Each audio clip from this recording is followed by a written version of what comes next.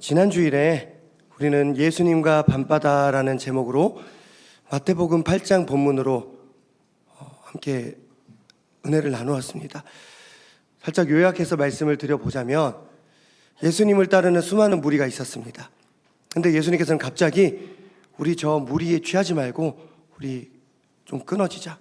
단절이 필요하다. 그리고 제자들에게 건너편으로 가자고 말씀하십니다. 아무에게나 허락되지 않는 제자의 길이고 또 아무나 따를 수 없는 제자의 길이죠. 아버지 장례도 치르는 것이 허락되지 아니하였고 지금 바로 따라와. 그렇게 말씀하시는 그 제자의 길. 소수의 사람들이지만 제자들은 예수님께서 그 밤에 배를 타실 때 그 배를 함께 따라 탔고 그 밤바다 한가운데 들어가셨다가 모두가 풍랑을 겪고 또 어려움을 겪었습니다. 그리고 그 우여곡절 끝에 이제 건너편 땅에 도착하게 됩니다. 지난주에 들으셨던 내용 다 기억하시죠? 네, 그런 일들이 있었습니다. 그리고 오늘 본문에서 건너편 땅에 도착하게 됩니다. 오늘 본문은 예수님과 제자들이 밤바다 건너편에서 겪은 일들을 다루고 있습니다. 예수님과 제자들이 밤에 배를 타고 바다를 건너고 건너편 땅에 갔다가 또다시 돌아오고, 이 이야기는 요한복음에는 적혀 있지 않습니다. 마태, 마가, 누가복음, 이 세 복음서를 우리는 같은 관점으로서 본다. 그래서 공간복음이라고 하는데, 지난주에는 마태복음 본문으로 배 타기 전 그리고 배 타고 밤바다 중간까지 간 이야기를 다루었고, 오늘은 마가복음 본문으로 밤바다 건너편에서 있었던 일들을 다루고자 합니다. 그리고 오늘은 아직 확정은 아닙니다. 다음 주는 어쩌면 누가복음 본문으로 밤바다에 건너갔다가 돌아와서 그 일을 함께 나눠보고자 합니다. 오늘은 건너편에서 있었던 일, 그래서 제목을 예수님과 밤바다 건너편에서라는 제목으로 말씀을 전하고자 합니다. 마가복음 5장 1절입니다. 우리 함께 읽겠습니다. 예수께서 바다 건너편 거라사 이네 지방에 이르러. 아멘. 그 밤에 예수님과 제자들은 배를 타고 고생하면서 풍랑을 뚫고 밤바다 건너편으로 갑니다. 그리고 결국 그들이 도착한 지역은 거라사인들이 살던 지역이었습니다. 거라사라는 지역은 어떤 곳일까? 마가복음과 누가복음에는 거라사라고 적혀 있고 마태복음에는 가다라라고 적혀 있습니다. 그래서 저는 같은 동네인데 서로 다르게 불렀나 보다, 마가와 누가와 또 마태는 좀 다르게 불렀나 보다 생각을 했는데, 왜냐하면 제가 번동제일교회에 부임을 했는데 이전교회 성도님들 중에 반동제일교회는 평안한가요? 그렇게 물어보는 성도님들이 계십니다. 그래서 제가 듣고 나서 반동이 어디야? 뭐 중국 동네야? 그래서 번동이라고, 뜨거운 동네 번동. 그래서 번동제일교회. 그래서 거라사, 가다라 같은 동네인데 다르게 불렀나 보다 그렇게 생각을 했는데 아니었습니다. 그 넓게 보면 같은 지역이지만 거라사 동네가 있고 가다라 동네가 있습니다.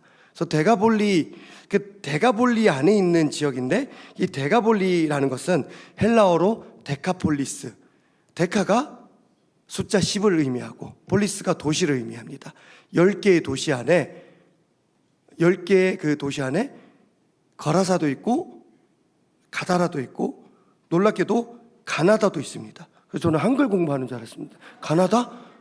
그래서 제가 찾아봤더니 거라사, 가다라, 가나다, 스키토폴리스, 히포스, 펠라, 필라델피아, 캐피톨리아, 라파나, 다마스커스, 이렇게 10개의 도시가 데가볼리입니다.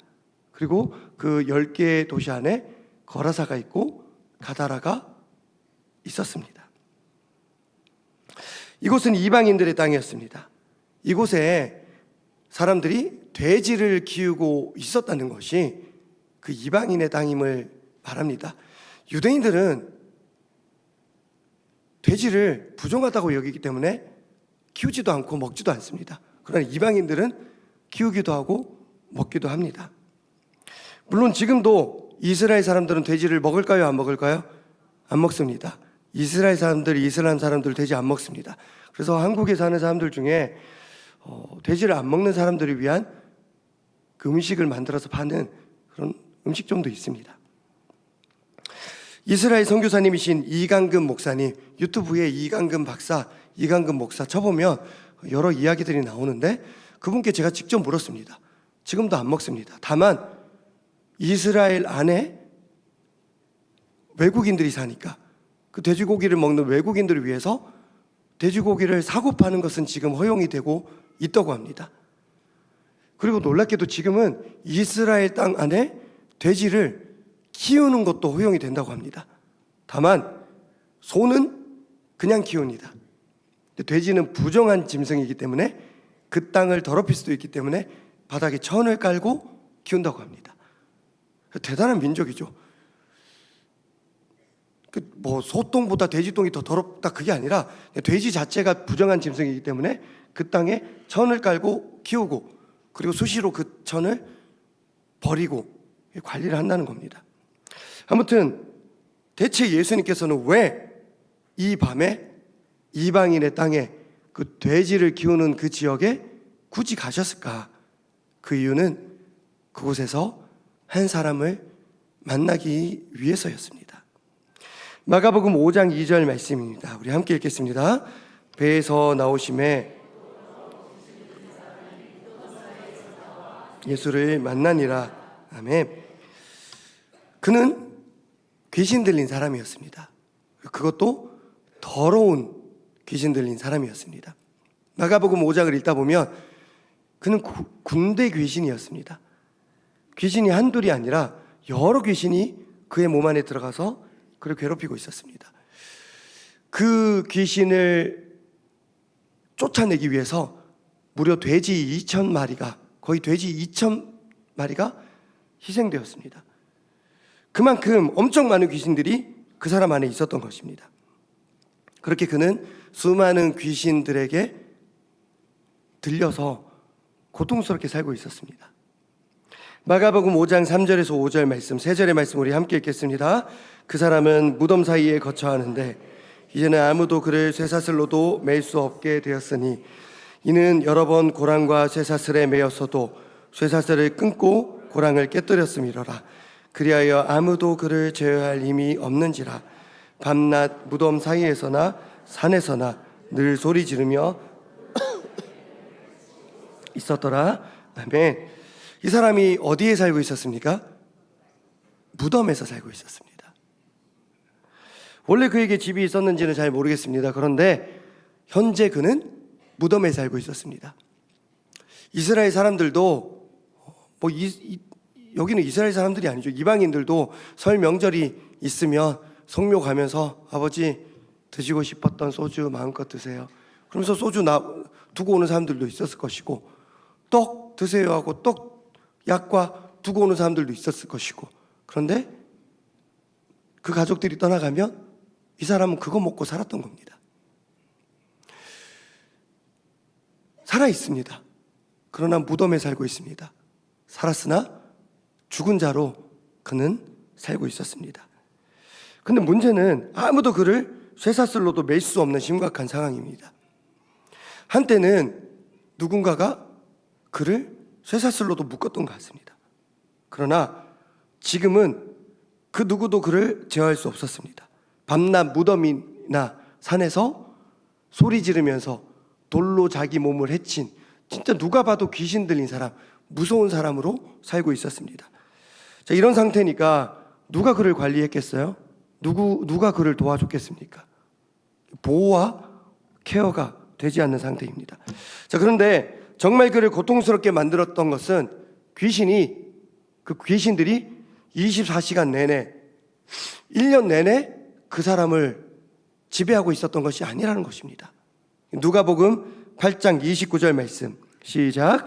이는 예수께서 이미 더러운 귀신을 명하사 그 사람에게서 나오라 하셨습니다. 귀신이 가끔 그 사람을 붙잡음으로 그를 쇠사슬과 고랑에 매어 지켰을 때 그 맨 것을 끊고 귀신에게 몰려 광야로 나갔더라. 아멘. 제가 방금 함께 읽다가 좀 힘을 내어 강조해서 읽었던 한 단어가 있습니다. 뭘까요? 가끔입니다.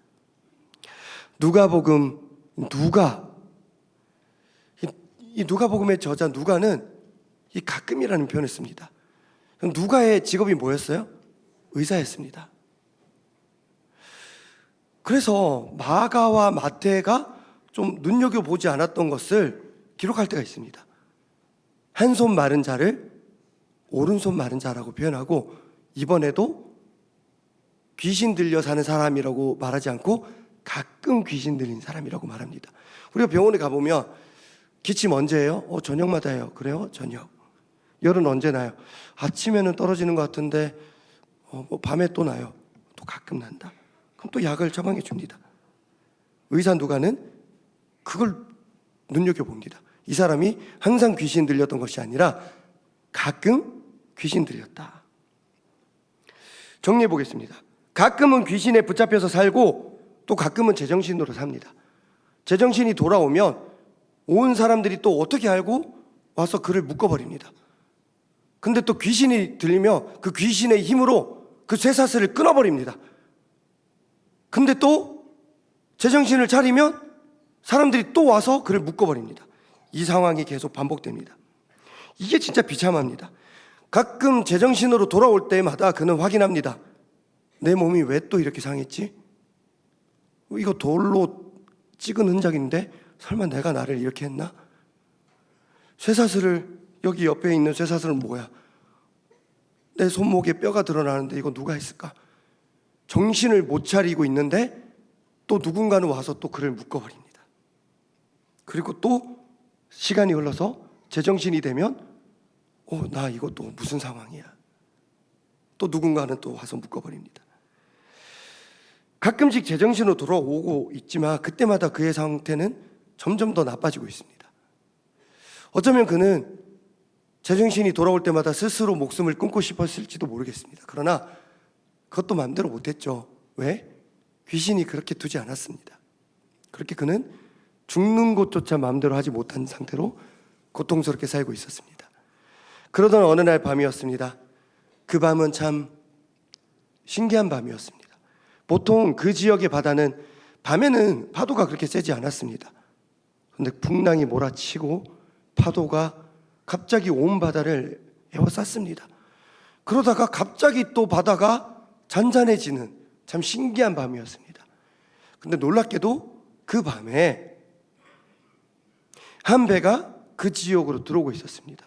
모두가 자는 그 시간에 아무도 그 지역으로 올 사람이 없었는데 한 배가 들어왔습니다. 그 배는 마을로 가지 않고 무덤가로 왔습니다. 무덤가로 그 배가 들어왔습니다. 그리고 거기서 예수님과 제자들이 내렸습니다.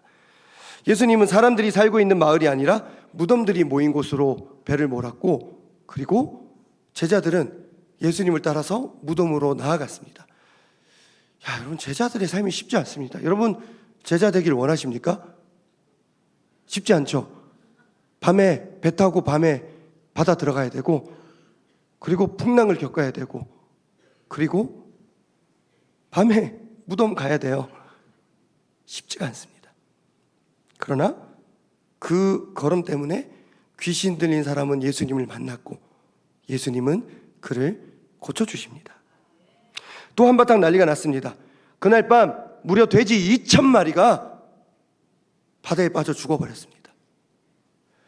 돼지를 치던 자들은 그 상황을 마을 사람들에게 알리기 위해서 뛰어갔습니다.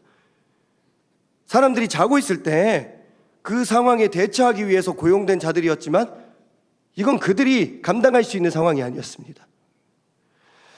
사람들을 깨우러 갔지만 이미 마을 사람들도 다 깨어 있었을 것입니다. 돼지 2,000마리가 비탈로 뛰어내려가서 바다에 빠졌습니다. 이 소리가 안 들렸을까요? 꽥꽥거리는 소리, 돼지가 뛰어다니는 소리, 바다에 빠지는 소리. 사람들이 이미 무슨 일이 일어났다는 것을 알고 있었습니다. 그리고 그들이 달려와서 현장에서 목격한 것은 그들의 걱정보다, 근심했던 것보다 훨씬 더 심각했습니다. 그들이 애지중지 키웠던 돼지 2,000마리. 누군가는 그 돼지 잘 키워서 팔아가지고 연초에 우리 아이 대학교 등록금 내려고 키웠습니다. 누군가는 이번 명절에 아버지 제사 지내려고 고기 잡으려고 키웠습니다. 그런데 그 돼지들이 무려 2,000마리나 바다의 사체로 둥둥 떠다니고 있었습니다. 그들은 두려움과 증오, 원망, 분노, 온갖 안 좋은 감정을 담아서 예수님께 요청합니다. 당장 이곳에서 떠나주세요. 그리고 예수님 쫓겨나가십니다. 그들의 눈에는 오로지 죽은 그들의 돼지들만 보였습니다. 귀신 들려 살았던 불쌍한 사람이 온전해진 것이 그들의 눈에 있었습니다. 그러나 그건 그들의 눈에 들어오지 않았습니다. 그들의 눈에는, 그들의 마음에는 오로지 그들의 돼지, 죽은 사체들만 그들의 눈과 마음을 가득 채웠습니다. 그리고 그들로 하여금 예수님을 내쫓게 만들었습니다. 그리고 예수님은 바로 배에서 내리자마자 쫓겨나셨습니다. 말씀을 묵상하면서 들었던 의문이 있습니다. 귀신 들린 사람을 예수님께서는 왜 굳이 이런 식으로 고치셨을까? 예수님은 말씀만 해도 다 고치실 수 있는데 좀 더 신경을 쓰면 이렇게 어루만져 주실 수는 있습니다. 그런데 왜 굳이 돼지 2,000마리를 희생하면서까지 이런 방법을 과격하게 쓰셨을까? 돼지가 너무 아깝기도 하고 그 마을 사람들이 다 예수님의 안티가 돼버렸잖아요. 너무 아깝습니다. 그리고 고생해서 풍랑을 뚫고 건너편에 가셨는데 바로 쫓겨나시잖아요. 이게 얼마나 아깝습니까? 여러분, 돼지 2,000마리라고 하면 감이 안 올 수 있는데 돼지 한 마리당 가격이 그때그때 다르고 도축 방법에 따라서 다릅니다. 정확하게 모르는데 탕에 끓여서 도축하는 방법이 있고 이렇게 벗겨내는 방법, 탕박이라고도 하고. 근데 제가 조사해 보니까 축산물 품질 평가원에 2월 11일자로 조사해 보니까 돼지 110kg 기준 돼지 한 마리당 가격이 2월 11일에 60만 2천 원이었습니다. 그럼 2천 원 치면 60만 원이죠, 한 마리당. 자, 그러면 2,000마리면 12억입니다. 여러분, 12억이 하루 만에, 하룻밤 사이에 날아간 겁니다. 자, 그렇다면 더 이해가 되지 않습니다. 대체 예수님은 왜 이렇게 하셨습니까? 굳이 이런 방법밖에 없었습니까? 여러분은 12억이 하룻밤 사이에 날아갔는데 한 사람이 나음을 입었습니다. 그거 가지고 괜찮아 할 수 있겠습니까? 제가 만약에 여러분들께 공동의회에서 누군가 한 사람 치료비가 12억이 필요하대요. 허락해 줍시다. 누가 허락할까요? 저는 여러분들 그거 허락 안 하시는 것에 제 손모가지와 전 재산을 걸겠습니다. 여러분은 뭘 걸겠습니까? 내가 귀신 들린 사람 혹은 그의 가족이라면 모를까, 마을 사람들은 아무도 이걸 기뻐하지 않았습니다. 이로써 분명해지는 것 한 가지가 있습니다. 우리는 예수님의 능력을 받다고 해서 예수님을 따르는 것은 아니다. 마을 사람들은 다 예수님의 능력을 받습니다. 귀신 들린 사람이 고침을 받은 것도 예수님의 능력이고, 돼지 2,000마리가 스스로 바다에 빠져서 다 죽어버린 것도 예수님의 능력입니다. 그러나 그들이 그 능력을 보고 예수님을 따릅니까? 그 누구도 예수님을 따르지 않습니다. 오히려 다 예수님을 내쫓아 버립니다. 떠나주세요. 우리도 마찬가지입니다. 예수님의 능력이 아무리 우리 눈에 보여도 그 능력이 나에게 도움이 되지 않는다면 우리는 예수님 버릴걸요? 좀 더 심하게 말하면 예수님 만나서 오히려 내 삶이 더 어려워지면 우리는 다 예수님 버릴 수 있습니다. 그렇게 우리는 예수님의 능력이 나에게 쓸모가 없으면 신앙을, 교회를, 예수님을 수시로 버릴 수 있습니다. 그러나 예수님의 능력이 아니라 예수님의 사랑을 맛본 사람은 예수님 버리지 않게 될 줄 믿습니다. 절대 예수님 내쫓지 않습니다. 예수님의 능력이 아니라 예수님의 사랑을 맛본 사람은 그 어떤 상황에서도 예수님 가시는 그 길 따라갈 수 있고, 밤이라도 예수님 타신 그 배에 함께 따라 탈 수 있게 될 줄로 믿습니다. 그게 제자입니다. 정신이 온전해진 이 사람은 이제 모든 것을 제대로 바라볼 수 있게 됩니다. 마을의 모든 사람들이 늦은 밤 다 모여서 자기를 쇠사슬로 다시 묶을 줄 알았는데 오히려 다른 누군가를 내쫓고 있습니다. 누군가는 정중하게 당장 이곳에서 나가주세요라고 말하지만 누군가는 온갖 욕설을 담아서 떠날 것을 요구합니다. 제발 좀 꺼지라고. 그리고 어떤 사람은 정신이 온전해진 자기에게 욕을 합니다. 이게 다 네 때문이야. 그리고 돌아봤더니 바다에는 돼지 2,000마리가 셀 수 없을 만한 그 돼지의 사체가 둥둥 떠다니고 있습니다. 정신을 온전히 차렸지만 오히려 더 정신 차릴 수 없었던 그 사람의 그날 밤이었습니다. 그는 정신이 온전해졌기 때문에 그 즉시 눈치를 챘습니다.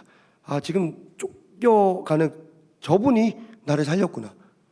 나는 저 사람 따라가야 되겠다. 나 여기 있으면 바로 죽는다. 그래서 따르려 했습니다. 마가복음 5장 18절 함께 읽겠습니다. 예수께서 배에 오르실 때에 귀신 들렸던 사람이 함께 있기를 간구하였으나. 아멘. 정신이 온전해진 그는 확실하게 파악했습니다. 내가 살 길은 저분이다. 그런데 제자의 길은 아무나 따를 수도 없지만 아무에게나 허락되지도 않습니다. 예수님께서 그걸 허락하지 않으십니다. 마가복음 5장 19절 시작. 허락하지 아니하시고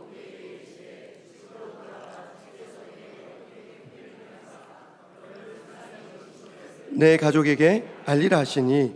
아멘.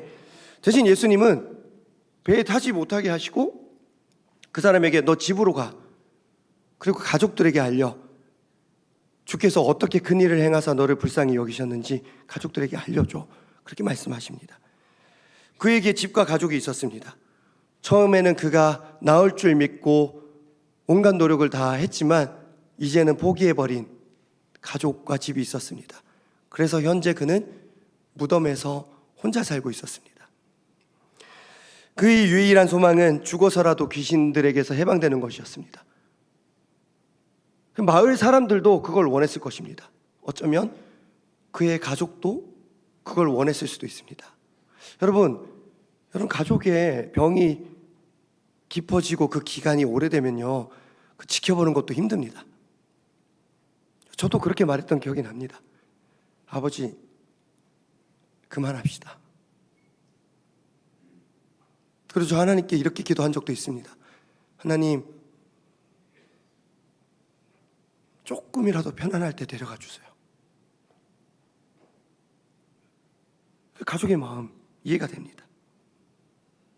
그런 그에게 예수님은 그 밤에 배를 타고 찾아가셨고 만나주셨고 고쳐주셨고 자기를 따라오는 그를 거절하셨지만 너 집으로 가. 가족에게 가. 그러면서 이 한마디 남기십니다. 내가 너 불쌍히 여겼어. 내가 너 불쌍히 여겼어. 아마도 그는 예수님과 긴 대화를 나누지는 못했을 것입니다. 왜냐하면 수많은 사람들이 다 예수님을 저주하며 빨리 쫓아냈거든요. 평생 저주를 받아온 자기 자신보다 더 많은 저주를 받으면서 예수님께서 쫓겨나고 있었습니다.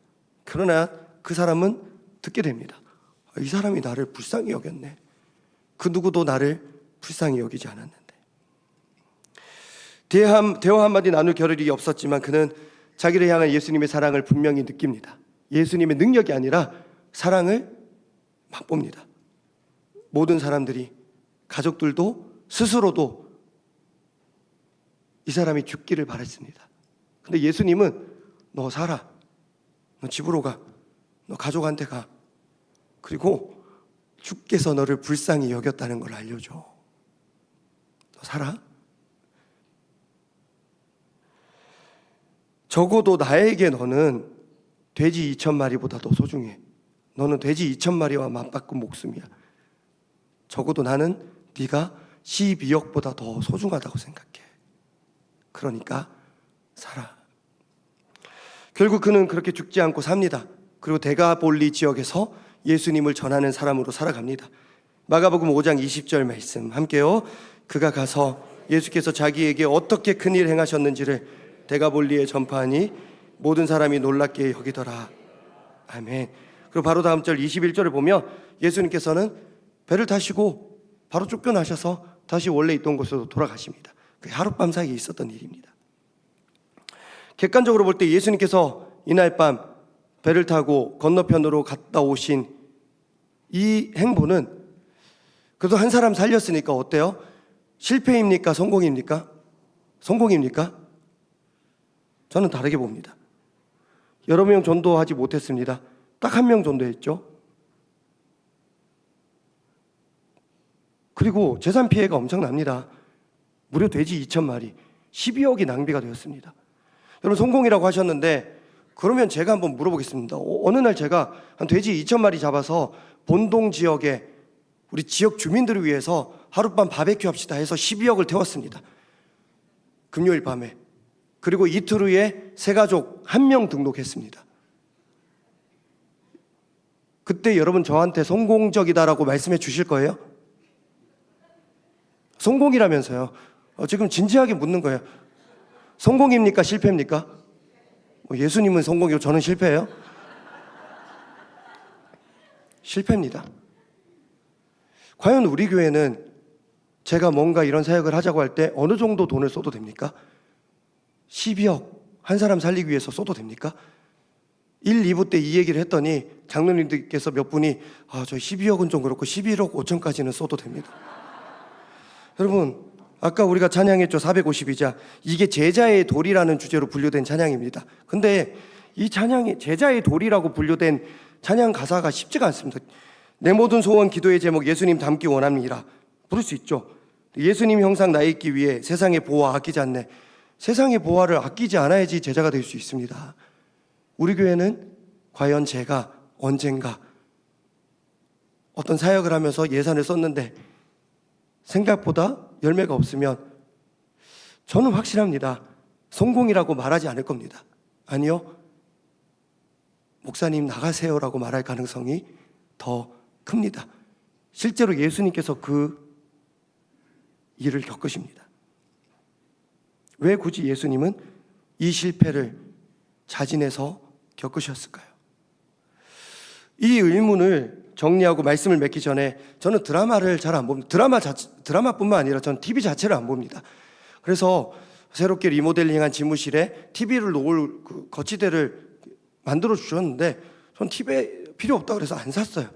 그래서 제가 거기에 뭐 커피, 물 끓일 수 있는 뭐 컵이라든지 포트 이런 거를 다 갖다 놨습니다.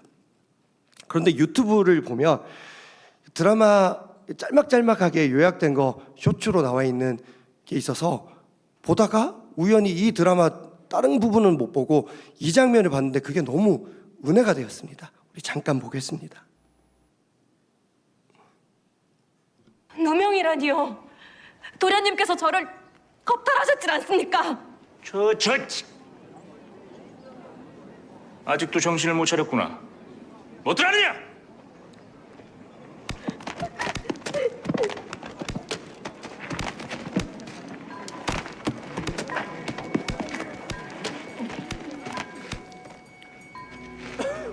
대체 이 무엇하는 짓입니까? 분명히 방자한 여종을 가르치는 중이니 상관 말고 가던 길이나 가시지요. 가던 길이나 가기엔 양쪽의 말이 너무 다른 것 같아서 말입니다.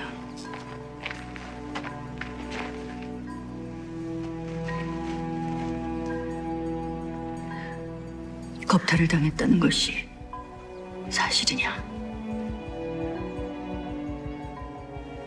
천연이 여기 계시다간 다치십니다. 전 괜찮으니 어서 가시지요. 나도 괜찮다. 내 길 바짝 붙거라.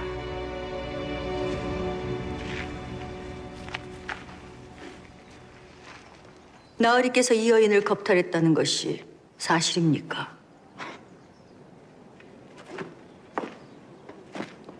겁탈이라니요. 색을 밝히는 저 천한 것이 팔자 한번 고치려고 내게 꼬리를 친 것이요. 몸을 막 굴리는 계집이니 저 뱃속의 아이도 내가 아닐지도 모르지.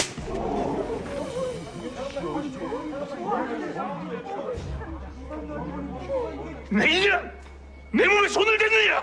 그래, 되었다.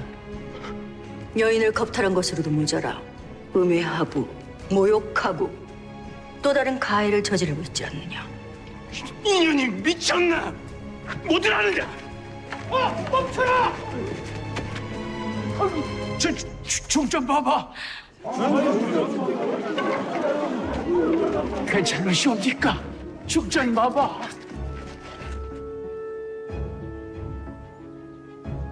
어찌할까요? 내 주상전에게 주청을 올려 제대로 한번 시시비비를 가려볼까요? 중환자가 좋습니다. 용서하십시오, 중장 봐봐. 되었습니다. 용서를 빌 대상은 내가 아니지요. 내가 잘못했다, 어리야. 내가 너를 겁탈한 것도 모자라 모든 책임을 뒤집어 씌웠느니라. 부디 용서해다오. 중전마마, 충분히 위로가 되었으니 이제 그만하시길 간청드리옵니다. 마마께서 떠나시면 이년의 삶은 더 가혹해질지도 모르옵니다. 내 이미 너의 인생에 끼어들었다.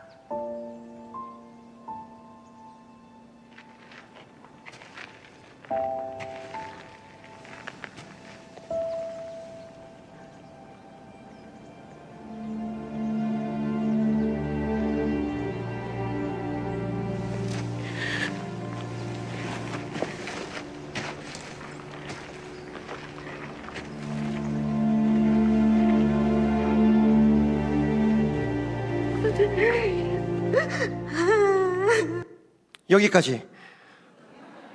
제가 분명히 봤습니다. 분명히 제가 설교할 때 고개 숙이고 눈 감고 계셨는데 드라마 볼 때 지금 눈 뜬 분을 제가 다 확인했습니다. 나머지는 집에 가서 알아서 보시고. 저는 이 드라마 요 짧은 장면이 너무 은혜가 되었습니다. 대사들이. 이런 대사들이 있습니다. 한 양반 여인이 그 누명을 쓴 여인을 막아주니까 그 여인이 이렇게 말합니다.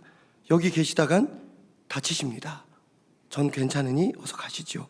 그러자 그 양반 마님이 이렇게 말합니다. 나도 괜찮다. 내게 바짝 붙거라. 정체가 밝혀집니다. 중전마마였습니다. 상황이 역전됩니다. 근데 여인은 이렇게 말합니다. 중전마마, 충분히 위로가 되었습니다. 그러니 이제 그만하시길 간청드립니다. 마마께서 떠나시면 인연의 삶은 더 가혹해질지도 모르옵니다. 충분히 위로를 받았으나 이제는 이제 가시라고, 더 이상 관여하지 말아달라, 이렇게 말합니다. 어쩌면 이것이 우리의 마음 아닙니까? 여러분들 예배드리고 말씀 듣고 찬양하고 위로받길 원하시는데 딱 거기까지일 때가 제법 있습니다. 주님, 위로해 주세요. 혹여라도 하나님의 개입으로 인해서 내 삶이 좀 더 가혹해지거나 주님을 따름으로 인해서 부담이 가는 것은 원치 않습니다. 그렇게 되지 않도록 우리는 하나님이 떠나기를 바라고 우리가 먼저 하나님과 교회를 떠날 때도 있습니다. 우리는 위로받는 것만 원할 때가 분명히 있습니다. 이 여인에게 중전마마가 바로 그때 이야기합니다. 내 이미 너의 인생에 끼어들었다. 말씀을 맺겠습니다. 그 옛날 귀신 들린 한 사람을 괴롭히던 수많은 귀신들이 예수님을 향해 이렇게 말합니다. 마가복음 5장 7절 시작. 큰 소리로 부르짖어 이르되 지극히 높으신 하나님의 아들 예수여, 나와 당신이 무슨 상관이 있나이까? 원하건대 하나님 앞에 맹세하고 나를 괴롭히지 마옵소서 하니. 아멘. 귀신들은 예수님께 이렇게 말합니다. 나와 당신이 무슨 상관이 있나이까? 상관없죠. 귀신들이 틀린 말 한 건 아니죠. 천사 중에서 하나님을 배반하고 된 존재들이 귀신들이니까 상관없죠. 나와 당신이 무슨 상관이 있나이까? 이 말은 끼어들지 말라는 말입니다.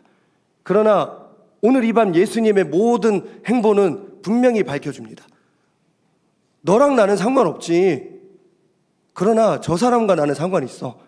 내가 저 사람의 인생에 끼어들었어. 그러니까 너 거기서 나와. 사랑하는 여러분, 예수님은 굳이 지나쳐도 되는 우리를 지나치지 않으시고 상관 있는 분이 되어주셔서 우리 인생에 끼어드시는 분이신 줄로 믿습니다.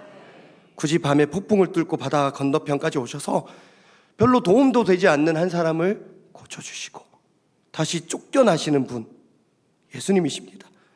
내가 감당할 모든 고난을 대신 짊어주시고, 그러나 그럼에도 불구하고 지난 주일에 찬양했던 것처럼 가장 가까이에 함께 하시네, 가장 가까이에서 지금도 함께 하고 계신 분이신 줄 믿습니다. 이번 한 주도 내 모든 삶의 구석구석마다 내 인생에 끼어드시는 예수님과 함께 동행하며 승리하시기를 축복합니다. 주님과 함께 동행하기를 바라며 우리 잠시 기도하겠습니다.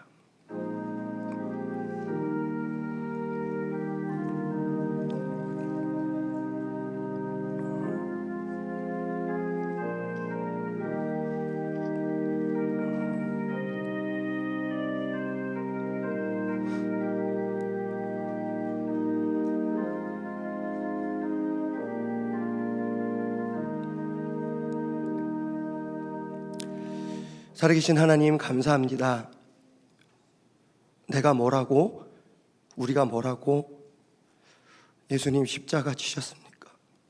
그리고 우리를 자녀 삼아 주셨나이까? 자신의 몸 버려 우리를 살려주신 예수 그리스도를 바라보며 그분이 걸어가신 길, 내 인생에 끼어드신 그분 따라 우리도 주님과 함께 걸어가는 걸음 되게 하여 주시옵소서. 사랑하고 축복하며 예수 그리스도 이름으로 기도하옵나이다. 아멘.